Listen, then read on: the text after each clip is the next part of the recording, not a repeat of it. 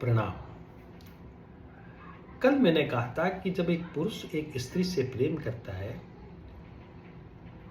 तो वह स्त्री के भीतर छिपी हुई कोमलता, नाजुकता,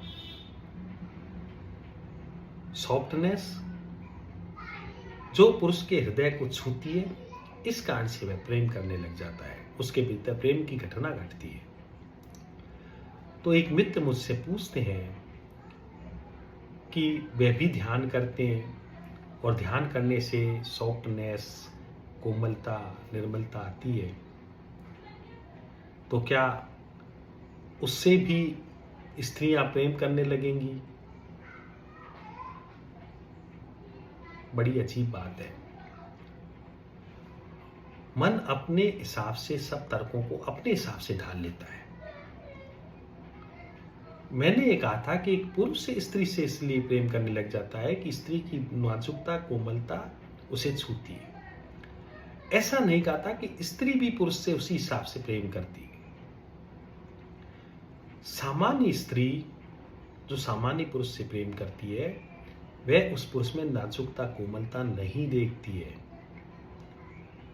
सामान्य स्त्री सामान्य पुरुष में साहस देखती है, आत्मविश्वास देखती है, निर्णय लेने की क्षमता देखती है, आक्रामकता देखती है, जिद्दीपन देखती है,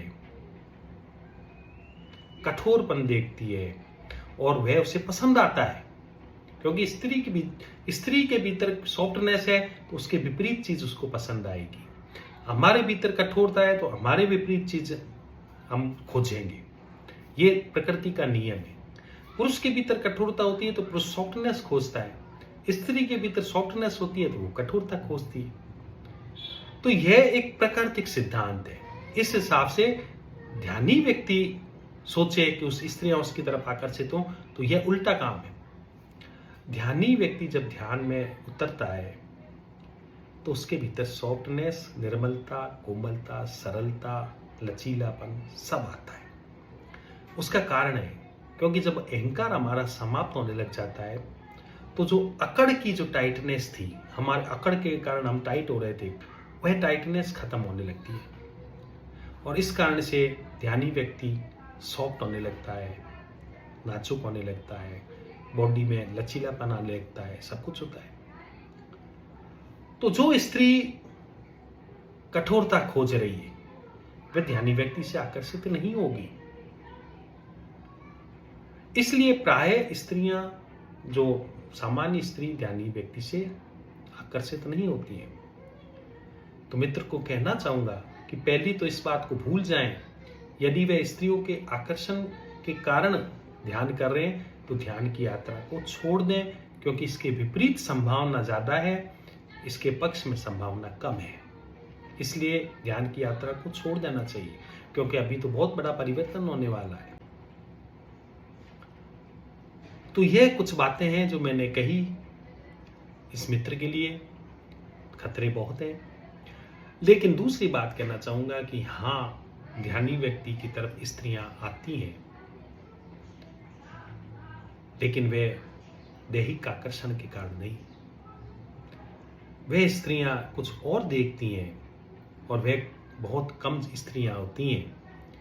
ऐसी स्त्रियां होती हैं जिनकी नजर कुछ देही से पार भी पड़ती है। वे उसमें वह चीज देखती हैं जो हर स्त्री को दिखाई नहीं देता। देह के पार जो घटना घटती है ध्यानी व्यक्ति के भीतर, जो शांति, जो आनंद, वह दूसरों को भी छूता है। तो वह जो आकर्षण है वह शांति का, आनंद का, वह आकर्षण होता है। इस कारण से बहुत सी स्त्रियां ऐसी भी होती हैं जो ध्यानी व्यक्ति के निकट आती हैं। और ध्यानी व्यक्ति की सरलता, ध्यानी व्यक्ति का जो सहजपन है, उस कारण से हर व्यक्ति उसके पास जाने पर अपने को खुला खुला महसूस करता है, अपनी बात शेयर कर सकता है, अपनी दुख को बता सकता है, अपने दुख को उघाड़ सकता है। इसलिए स्त्री पुरुष सभी ध्यानी व्यक्ति के निकट आने लगते हैं। इन कारणों से, ना कि दैहिक कारण, आकर्षण नहीं, इन कारणों से वह ध्यानी व्यक्ति के निकट आने लगते हैं। तो यह आयाम जरूर है, लेकिन यदि आप आकर्षित करना चाह रहे हैं स्त्रियों को, तो मैं बताना चाहूँगा आप गलत लाइन में हैं। आप इस लाइन से हट जाएं, तुरंत ही हट जाएं, क्योंकि इस लाइन में वो नहीं मिलने वाला है जो आप चाहते हैं।